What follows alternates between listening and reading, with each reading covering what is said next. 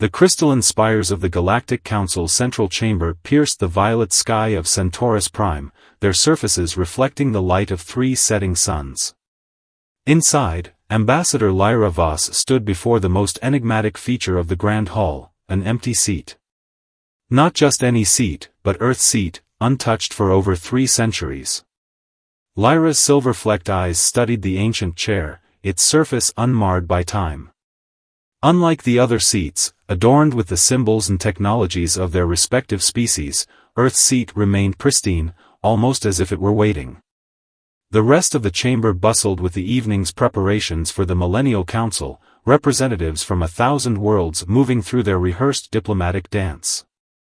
Ambassador Voss, a mechanized voice chirped behind her.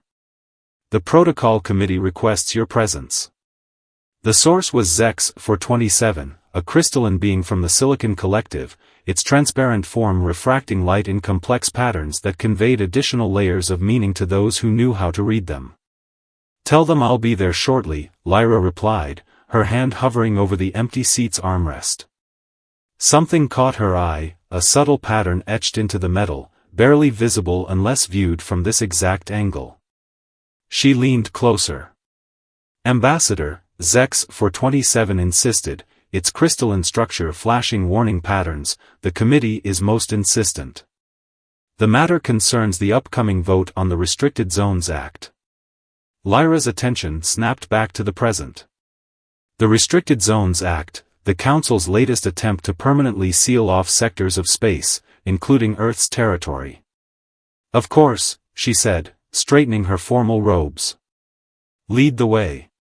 As they walked through the towering corridors, Lyra's mind wandered back to the pattern she'd seen.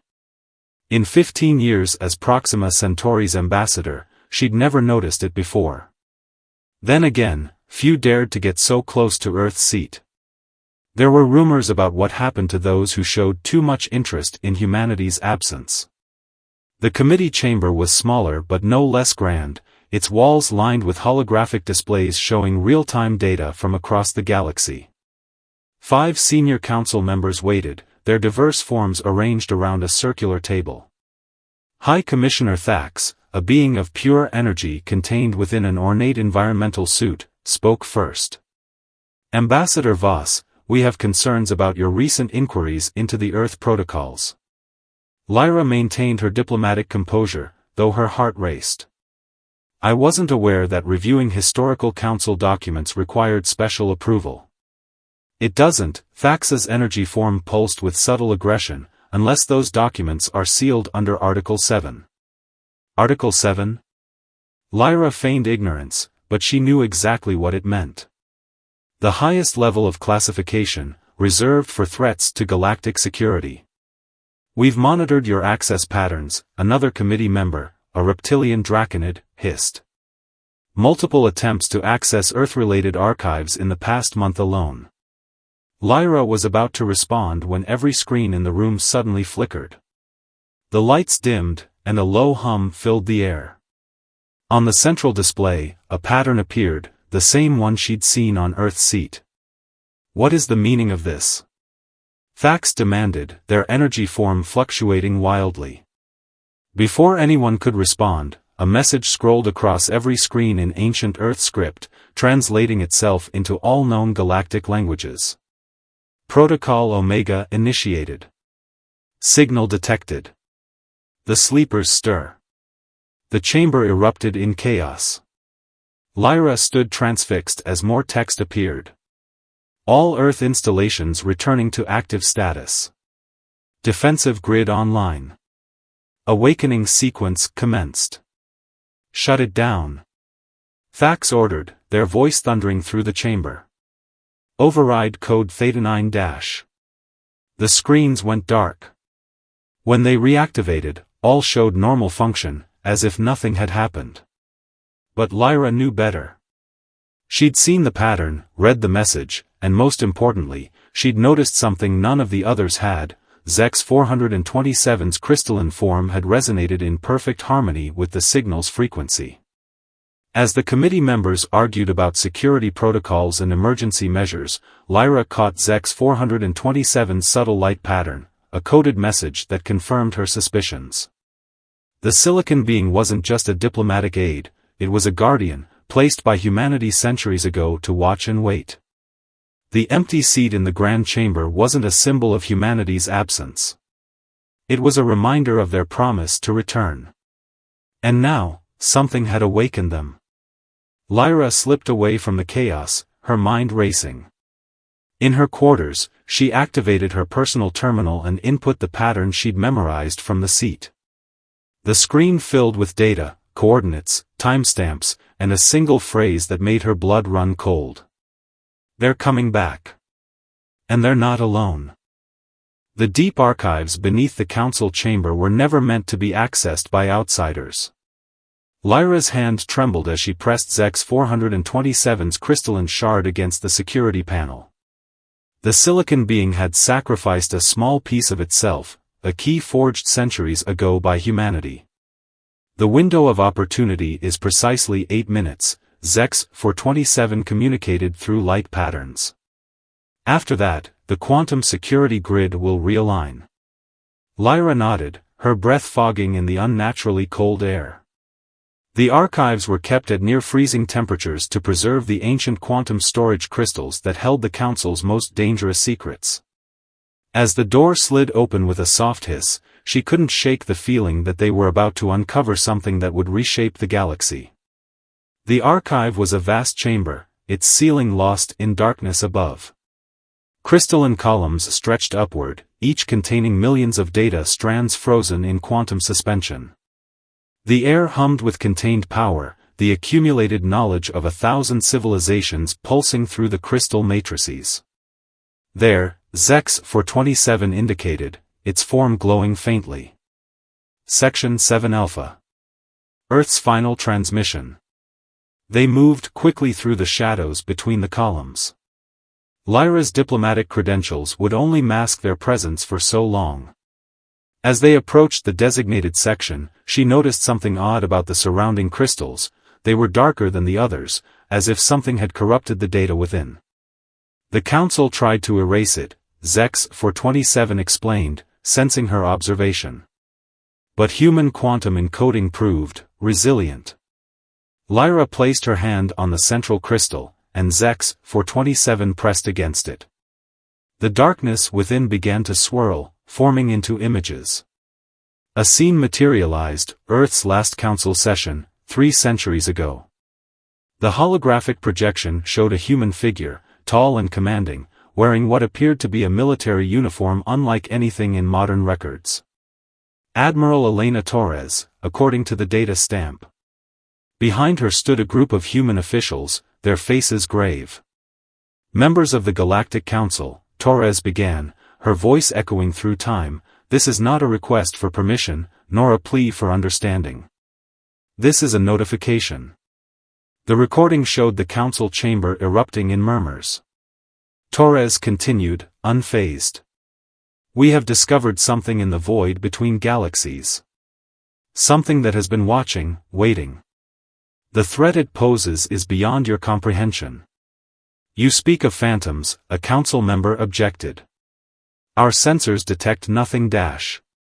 Your sensors, Torres cut in, see what they are capable of seeing. Humanity has evolved beyond your technological limitations. We have glimpsed what lies beyond, and we know that if we don't act, everything, all of this, will end. The hologram flickered, showing various council members arguing, demanding explanations. Torres raised her hand, silencing them with a gesture that carried unnatural weight. We are withdrawing from the council, effective immediately. Earth and all its colonies will enter a state of emergency preparation. Our seat will remain empty, not as a sign of abdication, but as a promise. When the time comes, when they arrive, humanity will return. The recording distorted, but Lyra could still make out Torres's final words, pray that we succeed, for if we fail, there will be no galaxy left to govern. Lyra stepped back, her mind reeling. Zex 427, you knew about this? You were left here to watch. To wait. To preserve the truth until it was needed. The silicon beings' form pulsed with complex patterns. We were created by humanity as guardians. There are others like me, scattered throughout the galaxy, monitoring the quantum defense grid that humanity left behind. A distant alarm began to sound. Their time was running out. But before they could retreat, another crystal activated spontaneously. This one showed a star map, with countless points of light blinking into existence across the galaxy. The defense grid, Zex 427 whispered. It's activating. All of it. Lyra stared at the map in awe. The scale of it was incomprehensible, a network of advanced technology that had lain dormant for centuries, woven through the very fabric of Council space. Humanity hadn't just left, they had prepared the battlefield. We need to go, Zex 427 urged. Security protocols dash. The chamber's lights flared to full brightness. Standing at the entrance was High Commissioner Thax, their energy form crackling with barely contained rage. Behind them, a squad of security drones hovered menacingly. Ambassador Voss, Thax's voice boomed through the chamber. I believe you've seen enough of our history for one day. But Lyra stood her ground, her hand still on the crystal containing humanity's farewell. No, she said, surprising herself with her steadiness. I don't think I have. I think it's time we all saw the truth. She pressed her palm firmly against the crystal, and Zex 427's form began to glow with increasing intensity. The truth about humanity's departure had remained hidden for too long. Now, as the defense grid awakened across the galaxy, that truth would finally be revealed, whether the Council was ready for it or not. The detention cell aboard High Commissioner Thax's personal vessel was surprisingly comfortable, but Lyra knew it was still a cage. Through the energy barrier, she watched distant stars streak by, each flash bringing them closer to the coordinates that had appeared in the archives.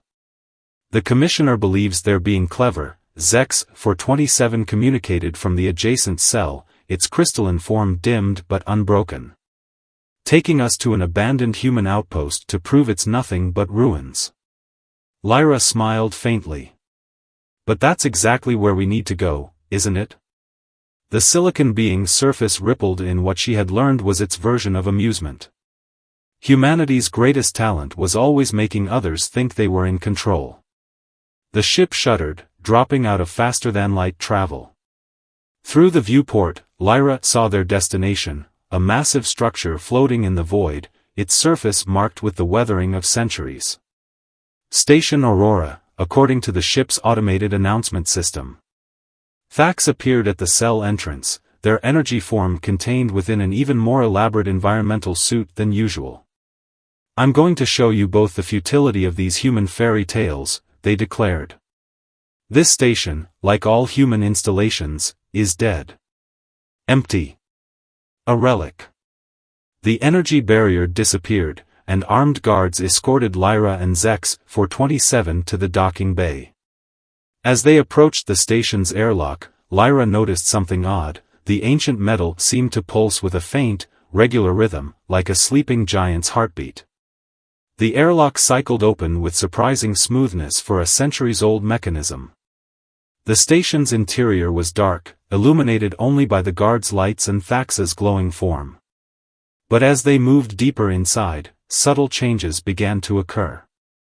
Lights flickered to life in their wake, barely noticeable at first. The air circulation system awakened with a gentle hum. The station was responding to their presence, but not to everyone equally. Lyra noticed how systems activated milliseconds faster near her and Zex 427. Impossible, Thax muttered, checking readings on their suits' displays. The power systems are completely isolated. There should be no dash. A deep resonance filled the station, more felt than heard. The walls began to glow with lines of light, forming patterns similar to the one Lyra had seen on Earth's empty seat. The guards raised their weapons, but they were clearly unsure what to shoot at. Welcome, children of the stars, a voice echoed through the corridor, neither male nor female, neither young nor old. You have entered Guardian Station Aurora. State your purpose. Before anyone could respond, Zex-427 stepped forward, its crystalline form suddenly blazing with internal light. When it spoke, its voice had changed, carrying the same timeless quality as the station's. Protocol Omega Authentication, the void between thoughts holds the key. The station's lighting shifted to a deep blue. Authentication accepted. Welcome back, Guardian. It has been 347 years, 6 months, and 12 days since last contact. Thax's energy form flared with anger. What is the meaning of this? I demand dash.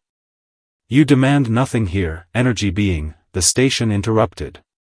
This is a human facility under Guardian protocols. Your authority is not recognized.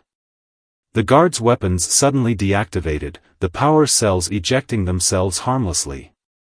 Panels in the walls opened, revealing rows of advanced technology that looked as if it had been manufactured yesterday, not centuries ago. Show them, Zex-427 commanded. Show them what humanity saw.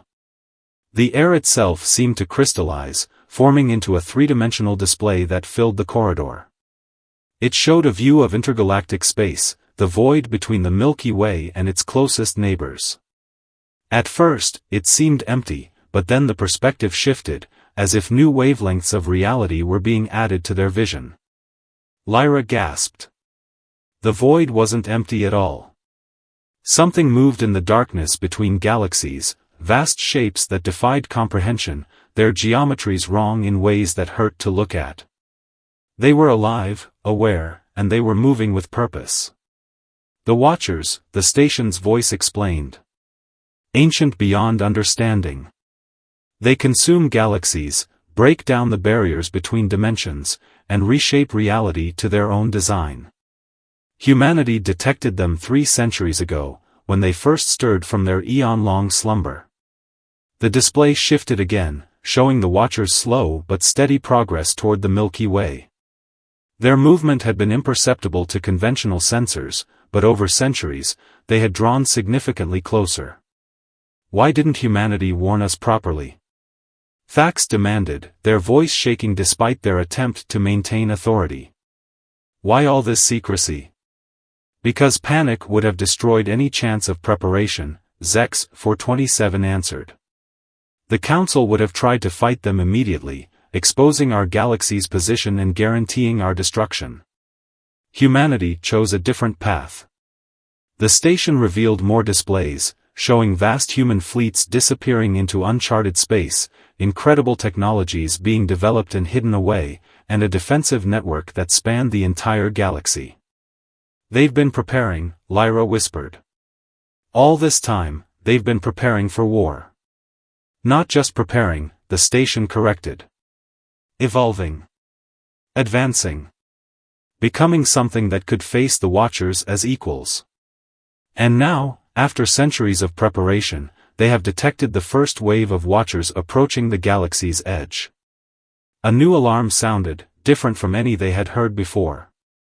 The station's lights pulsed with urgent patterns. Multiple quantum signatures detected, the station announced. The human fleet returns. The awakening begins. Through the station's viewport, space itself seemed to tear open. Massive ships emerged, their designs unlike anything the galaxy had ever seen. They were beautiful and terrible, a marriage of organic and mechanical technology that seemed to ignore the normal laws of physics. Humanity had indeed returned. But as the first wave of Watchers approached from the darkness between galaxies, Lyra wondered if even 3 centuries of preparation would be enough for what was coming. Station Aurora trembled as more human ships emerged from the quantum rifts. Lyra pressed her hand against the viewport, watching in awe as the fleet assembled. Each vessel was unique, like a living artwork of impossible geometries and pulsing energy. They made the most advanced Council ships look like children's toys in comparison. The Council must be informed, Thax said, their energy form fluctuating with barely controlled panic. These ships are entering restricted space without dash. A new voice filled the station, deep and resonant. The old restrictions no longer apply, High Commissioner. A figure materialized in the center of the command chamber, a hologram, but unlike any Lyra had seen before. It had a human shape, but its form shifted and flowed like liquid starlight. Admiral Torres, but transformed almost beyond recognition by 3 centuries of evolution. "We gave you time," Torres said, her voice carrying echoes of impossible distances. "Time to grow, to advance, to prepare. But now time has run out." Screens throughout the station activated, showing feeds from across the galaxy. The quantum defense grid that humanity had left behind was fully awake now, its true nature revealed. What had appeared to be simple monitoring stations were actually quantum fold points, each capable of allowing human ships to appear anywhere in the galaxy instantly. "By the 7 suns," one of Thax's guards whispered, "they've had us surrounded for centuries." Torres's hologram turned to Lyra. "Ambassador Voss. Your curiosity about Earth's empty seat was no accident. We've been watching you, guiding you. You represent what we hoped the Council would become, someone who seeks truth regardless of consequence." Lyra straightened, meeting the Admiral's shifting gaze. "The Watchers, they're almost here, aren't they? The first wave reaches the galaxy's edge in 48 hours, Torres confirmed. Already, their influence bleeds into our reality. Surely you felt it? The dreams? The whispers in the void between thoughts?" Lyra had. They all had, she realized, seeing the recognition on even Thax's normally unreadable energy form. Strange dreams had plagued the galaxy for months, dreams of impossible geometries and ancient hunger. The station shuddered again, but this time not from ships emerging. The very fabric of space seemed to ripple, as if something massive was pressing against it from another dimension. "Show them," Torres commanded. The station's holographic display expanded, showing the intergalactic void. The Watchers were visible now even to normal senses, vast shapes that seemed to fold through dimensions that shouldn't exist. They brought with them a darkness that wasn't just absence of light, but absence of reality itself. "We've learned their nature," Torres explained. "They don't just consume galaxies, they break down the barriers between realities, consuming possibility itself. Each galaxy they devour makes them stronger, adds new laws of physics to their arsenal." "How?" Thax's voice faltered. "How can they be fought?" "By becoming something new," Torres said. "Something that could exist in the spaces between conventional reality. That's what humanity has spent 3 centuries becoming." As if in demonstration, Torres's hologram shifted, her form momentarily revealing geometries that made Lyra's mind hurt to observe. Humanity hadn't just advanced technologically, they had transformed themselves into beings that could comprehend and combat the incomprehensible. Zex 427's crystalline form pulsed with new patterns. The Silicon Guardians were just the beginning, it said. A bridge between what humanity was and what they would become. "The Council must evacuate," Torres declared. "Move your populations to the designated safe zones. The quantum defense grid will protect them. But the galaxy's rim." She paused, her form shifting like mercury. "The rim will become a war zone unlike anything this universe has witnessed." Through the viewport, more human ships continued to emerge. Some were planet-sized, others seemed to exist partially in other dimensions. All of them moved with purpose, taking up strategic positions along the galaxy's edge. "You've had 3 centuries to prepare," Lyra said. "Is it enough?" Torres's expression was unreadable, her form continuously shifting between states of reality. "It has to be. The Watchers cannot be allowed to continue their consumption of existence.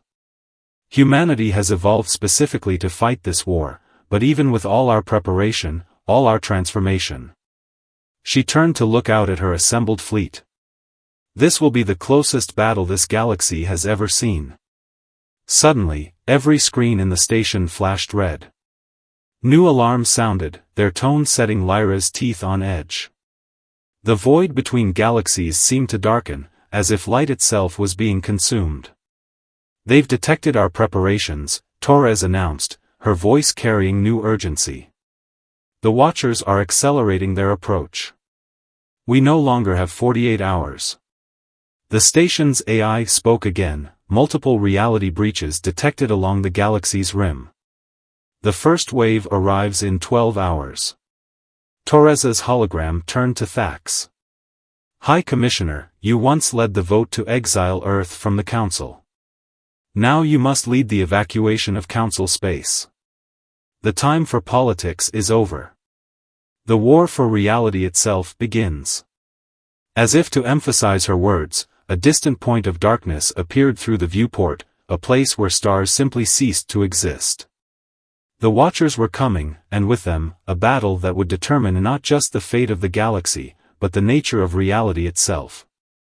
Humanity had returned from their long exile, transformed and ready for war. But as Lyra watched the approaching darkness, she wondered if even their incredible evolution would be enough to save existence itself from what was coming. The emergency session of the Galactic Council was unlike any in its long history. The Grand Chamber, usually a place of measured debate and careful diplomacy, now hummed with barely contained panic. Through the vast windows, the sky above Centaurus Prime had turned strange, reality itself seeming to bend as the Watchers approached. Lyra stood before the assembled council, Zex 427 at her side, while Admiral Torres's hologram hovered nearby, her form shifting between dimensions in ways that made several council members look away. The empty Earth seat loomed behind them, but it no longer felt like a symbol of absence. Now it was a reminder of what humanity had sacrificed to prepare for this moment. "The evacuation proceeds too slowly," Torres announced, her voice carrying harmonic frequencies that seemed to resonate with the quantum fabric of space itself. "The Watchers will reach the outer systems in less than 6 hours. High Commissioner Thax," their energy form notably dimmed since their encounter at Station Aurora, addressed the Council. "We have confirmed humanity's claims. The threat is real, and it is greater than anything our civilizations have faced." The chamber erupted in voices, each species expressing fear and confusion in their own way. A Draconid elder rose, their scales reflecting the strange light from outside. "How can we trust them? Humanity abandoned us." "No," Lyra stepped forward, her voice cutting through the chaos. "They protected us. While we sat here, governing our comfortable worlds, humanity transformed themselves into living weapons to fight a war we couldn't even comprehend." As if to emphasize her words, new alarms sounded throughout the chamber. The grand windows automatically polarized as a quantum rift tore open in the space above the Capitol. A human warship emerged, its form challenging the basic assumptions of geometry. Along its surface, patterns similar to those on Earth's empty seat pulsed with power. "The quantum defense grid is fully activated," Zex 427 announced, its crystalline form resonating with the ship's energy. "All Guardian units are awakening. But we require the Council's cooperation for what comes next." Torres's hologram expanded, filling the center of the chamber with a display of the galaxy. Red points of light showed the Watchers' approach, while blue lights indicated human defensive positions. "We've established safe zones throughout the galaxy's core," she explained. "But to power the quantum shields that will protect them, we need access to the Council's primary energy networks. You ask us to place the fate of our civilizations in human hands," another council member challenged. "No," Torres replied, her form momentarily solidifying. "We ask you to fight beside us." The display changed, showing new details of the human defensive plan. The quantum defense grid wasn't just a shield, it was a weapon, designed to channel the combined energy of every civilization in the galaxy into points of focused reality-altering power. "Our ships can engage the Watchers directly," Torres continued, "but to truly defeat them, we need the combined power of every species in the Council. Not just their energy networks, but their way of perceiving reality. Each species sees the universe differently, together, we can see it completely. A new alert blared. The windows showed more quantum rifts opening as the first wave of watchers breached the galaxy's edge. They were even more terrifying in person, vast shapes that seemed to negate the basic principles of existence, trailing unreality in their wake. "The choice is yours," Torres said to the Council. "Stand with humanity and fight for all reality, or try to face the impossible alone." For a moment, the chamber was silent. Then High Commissioner Thax moved to the center of the room, their energy form brightening. "Earth's seat has remained empty for 3 centuries, they said. Perhaps it is time to fill it again." One by one, the council members stood. Species that had warred for generations, civilizations that had never agreed on anything, all unified by the threat to existence itself. Lyra felt the change in the chamber's atmosphere, fear giving way to determination. Torres nodded, her form shifting into something that seemed to bridge the gap between human and other. "Connect the energy networks. Begin the quantum synchronization. Show us how your species sees reality, and we will show you how to fight for it." The chamber's systems interfaced with the human quantum network. Around the galaxy, similar connections were being made. The combined knowledge and perception of 1,000 species flowed through the defense grid, merging with humanity's transformed understanding of reality. Through the windows, Lyra watched as the first battle began. Human ships engaged the Watchers in combat that transcended normal space and time. Reality itself became a weapon, wielded by beings that had spent centuries learning to reshape it. The combined power of the Council flowed through the quantum grid, strengthening the human forces, adding new dimensions to their defense. "Look," Zex 427 said softly, indicating Earth's empty seat. The ancient chair was changing, its surface flowing like liquid metal. The pattern that had started all of Lyra's investigations now blazed with light, responding to the power flowing through the chamber. It was never just a seat, she realized. It was a key, waiting for the moment when humanity and the Council would need to stand together. As the battle raged across dimensions, as reality itself was fought for and defended, the empty seat transformed. When it finished, it was something new, not a symbol of one species' power, but a bridge between what was and what could be. A reminder that in the face of impossible odds, the galaxy's civilizations had chosen to fight together. The war for reality had begun. Humanity had returned not as conquerors or saviors, but as guides to a battle that would require every species' unique perspective to win. And in the Council chamber, where an empty seat had stood for centuries, a new era of galactic unity was born, forged in the fire of a war fought not just for survival, but for the very nature of existence itself.